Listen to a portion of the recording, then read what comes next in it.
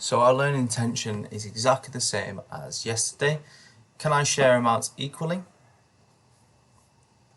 And when we do this, we need to remember we can share one with each group, okay? Because when we do that, we are sharing them equally, so each one gets the same.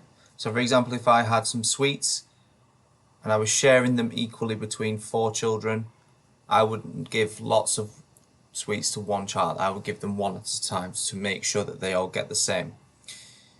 When we do this as well, you need to think about, actually, do I know my times tables? Because if I know my times tables, then I will be able to solve division sums quickly. I'll be able to share them quickly.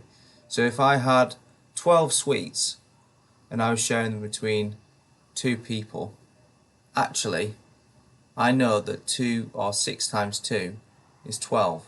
So I know that each person should actually get 6. Remember, equal means the same. Everyone gets the same. Every group gets the same.